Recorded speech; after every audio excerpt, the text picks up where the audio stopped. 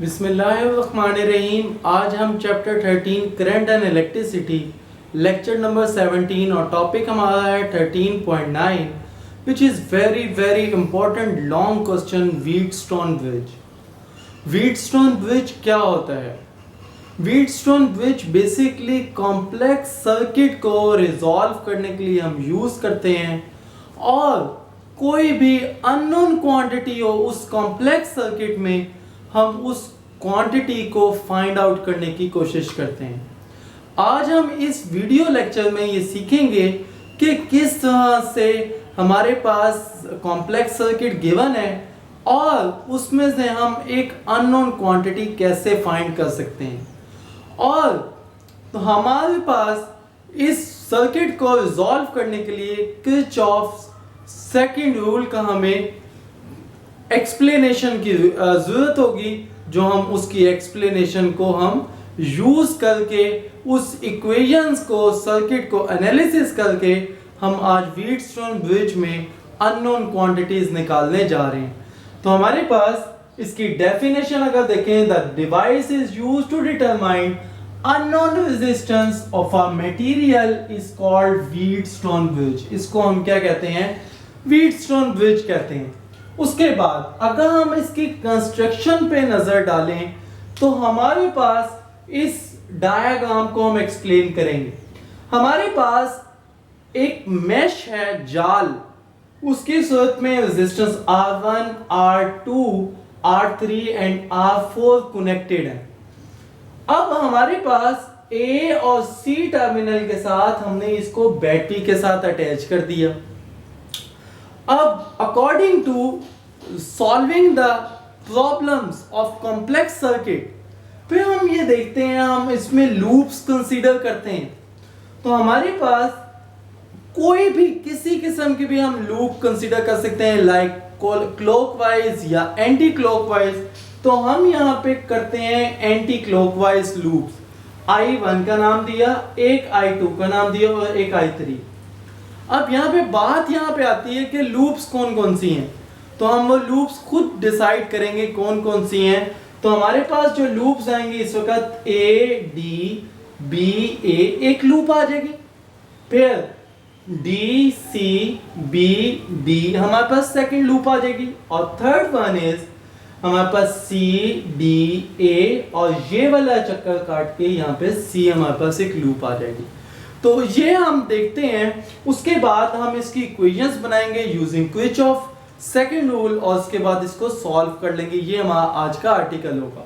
तो हमारे पास it consist of 4 resistance R1, R2, R3 and R4 connected in such a way so as to form a mesh. ये क्या बनाती हैं? मेश बनाती हैं। A, B, C, D, A. A battery is connected between points A and C. A sensitive galvanometer of resistance Rg is connected between points B and D. Working में हम देखना चाह रहे हैं कि हम किस तरह से इसकी इक्वेशंस बना के इस कॉम्प्लेक्स सर्किट से हम अननोन क्वांटिटीज निकालेंगे।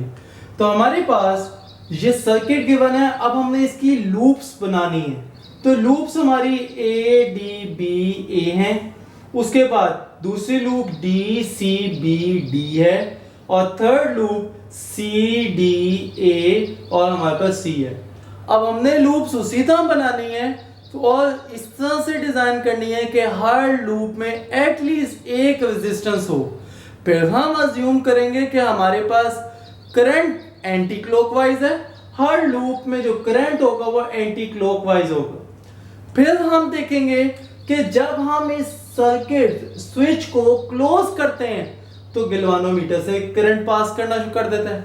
जब गैल्वानोमीटर से करंट पास करेगा तो हमारे पास इस I1 और I2 करंट आना शुरू हो जाएंगे। रेजिस्टेंस R1 और R2, R3 एंड R4 से पास होना शुरू हो जाएगा। अब हम वो कंडीशन अचीव करना चाहते हैं कि हमारे पास गैल्वानोमीटर से कोई करंट पास ना हो। उस कंडीशन को हम नल कंडीशन कहते हैं। और वो नल कंडीशन कब अचीव होगी?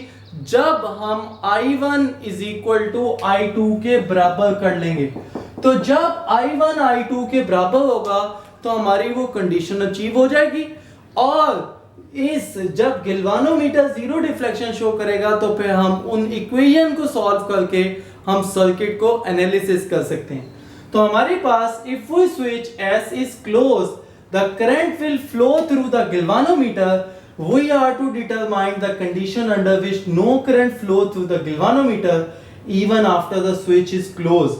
For this purpose, we analyze this circuit using Kirchhoff's second rule. We consider the loops जो हमने कंसीडर की ADBA, उसके बाद DCBD एंड DCBD, उसके बाद third one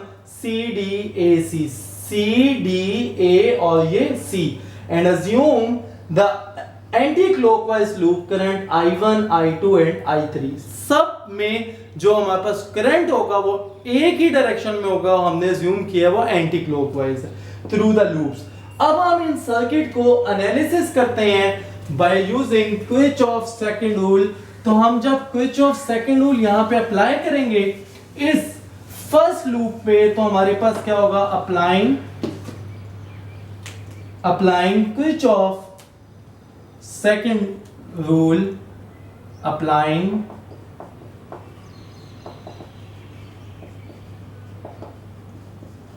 Kirchhoff second rule on loop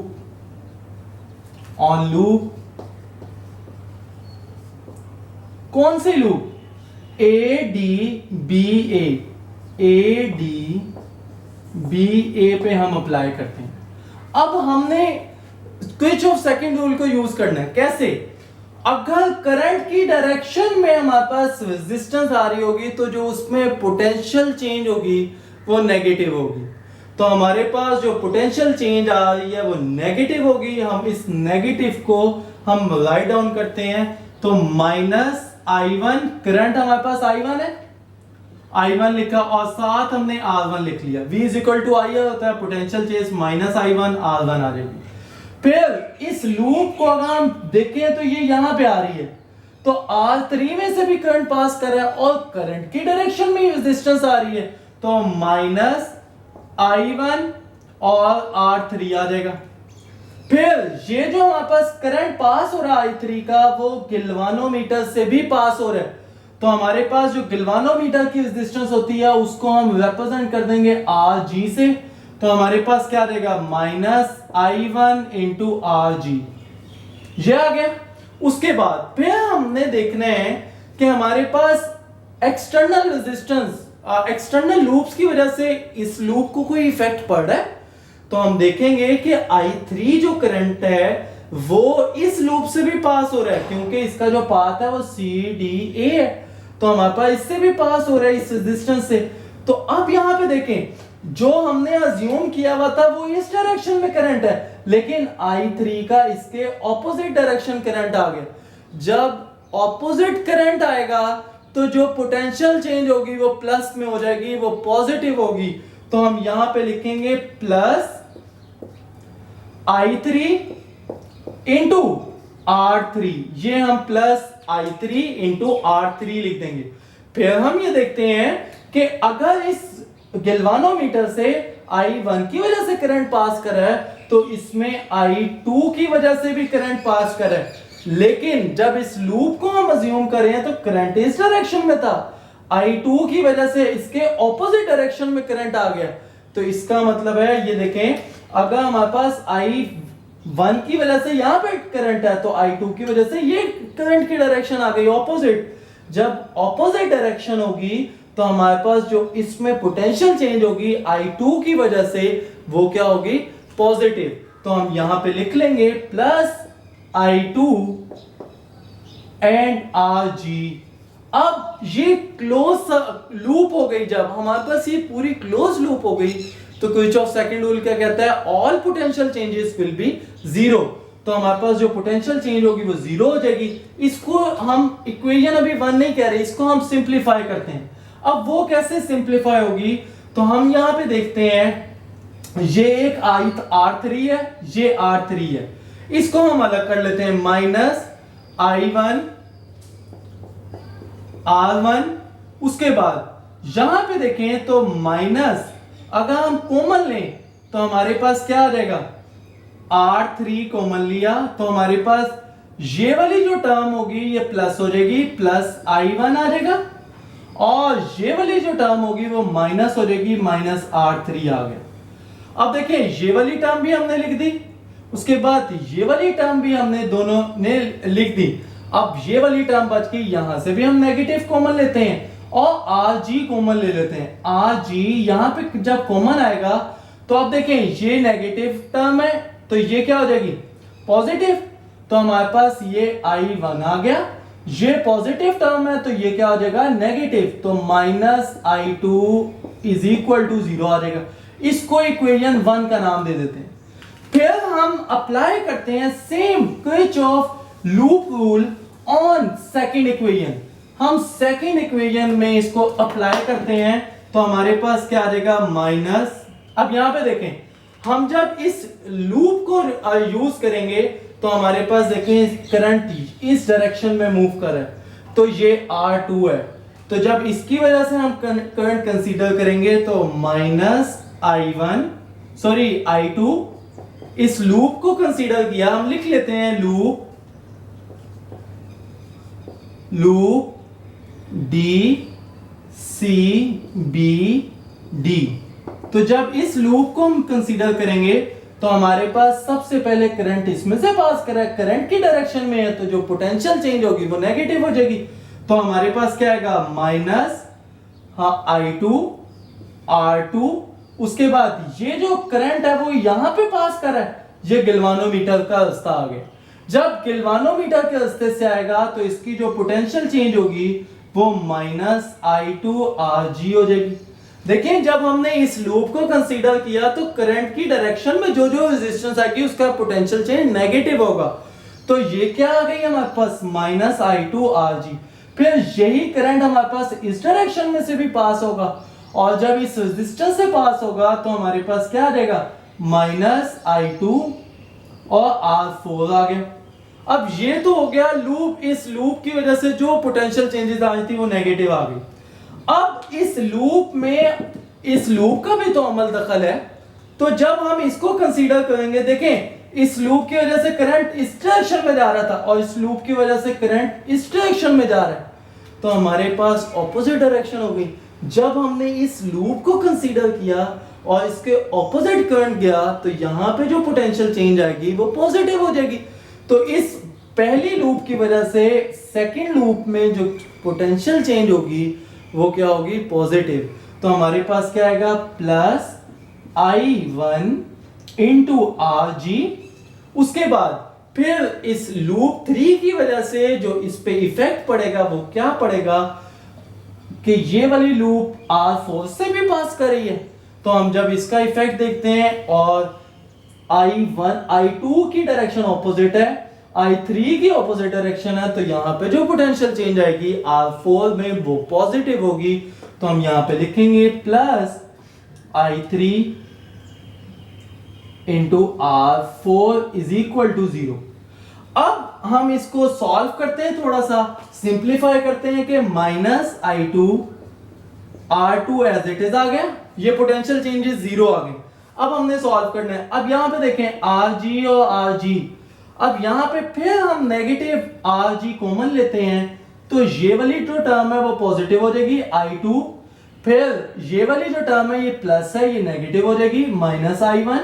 उसके बाद यहां पे देखें, हाँ R4 और R4 कॉमन आ रहे हैं इन दोनों में, तो हम इसमें से भी कॉमन लेते हैं, तो हमारे पास क्या आएगा, माइनस R4 जब कॉमन लिया तो ये पॉजिटिव हो गई I2 माइनस ये क्या हो गई I3 इज इक्वल टू 0 आ गया।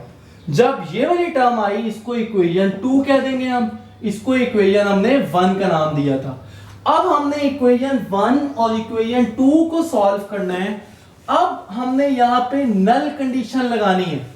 नल कंडीशन वो होती है जब गैल्वानोमीटर में से कोई करंट पास ना हो रही हो। जब नो करंट पास हो रहा हो, no current pass through galvanometer so उस वक्त क्या होगा, तो I1 should be equal to I2 हो जाएगा। सो इक्वेशन 1 एंड इक्वेशन 2 क्या होंगी, अब देखें जहां भी I1 होगा वहां पे I2 पुट कर सकते हैं, जहां भी I2 होगा वो I1 पुट कर सकते हैं, क्योंकि इन दोनों का जो हमारे पास करंट होगा वो सेम होगा। जब भी नल कंडीशन जीरो होगी और गैल्वानोमीटर जीरो डिफ्लेक्शन शो करेगा। तो हम जब यहां पे पुट करते हैं वैल्यूज, तो हम यहां पे देखते हैं माइनस I1 R1, I2 की जगह हम I1 पुट कर देंगे, माइनस जहां भी हमारे पास होगा R3 I1 माइनस I3, ये minus RG into I1 minus I1, क्योंकि I2 की जगह हम I1 पुट कर सकते हैं, इज इक्वल टू 0। ये वाली टर्म 0 हो गई। अब हम इस इक्वेशन को क्या लिख सकते हैं, माइनस I1 R1। अब ये वाली टर्म 0 हुई तो ये बच गई हमारे पास, तो ये वाली टर्म हम एक और स्टेप कर देते हैं, R3 into I1 minus I3 is equal to 0। अब क्या होगा हमारे पास, ये वाली इक्वेशन मैं मिटा देता हूं क्योंकि इसका काम नहीं अब, और ये फिगर भी अब मिटा देता हूं। तो हमारे पास ये वाली टर्म नेगेटिव की है, उधर जाएगी पॉजिटिव हो जाएगी, minus I1 R1 is equal to R3 into I1 minus I3 हमारे पास आ जाएगा। अब इसको इक्वेशन आप 3 का नाम दे दें। अब इक्वेशन 2 को देखते हैं, यूज इक्वेशन 2, यूजिंग इक्वेशन 2, उसमें आप जब नल कंडीशन पुट करेंगे तो I2 की जगह क्या पुट करेंगे, I1, तो minus I1 into R2 minus RG, और I2 की जगह हम I1 पुट करेंगे, माइनस I1 इंटू R4, और यहां पे क्या पुट करेंगे, I1 minus I3 is equal to 0। अब देखें I1 माइनस I1 कैंसिल हो गया, ये हमारे पास 0 हो गया।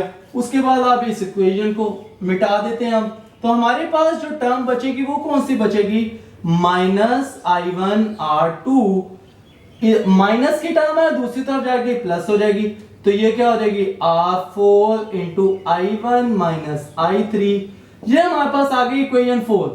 अब देखें इक्वेशन 3 और इक्वेशन 4 को हम डिवाइड कर देते हैं, divide equation 3 and equation 4, divide equation 3 and 4, तो हमारे पास क्या आएगा एंड 4, तो ये देखें minus I1 R1, left hand side से डिवाइड कर देते हैं, तो ये हमारे पास माइनस है, minus I1 R2 is equal to, ये हमारे पास क्या है R3 into I1 minus I3 divide by R4 into I1 minus I3। तो हमारे पास ये टर्म्स कैंसिल होंगी, जब ये वाली टर्म्स कैंसिल होंगी, माइनस I1 से कैंसिल हुआ, तो R1 over R2 is equal to R3 over R4 आ जाएगा। तो ये हमारे पास इक्वेशन आ गई व्हीटस्टोन ब्रिज की।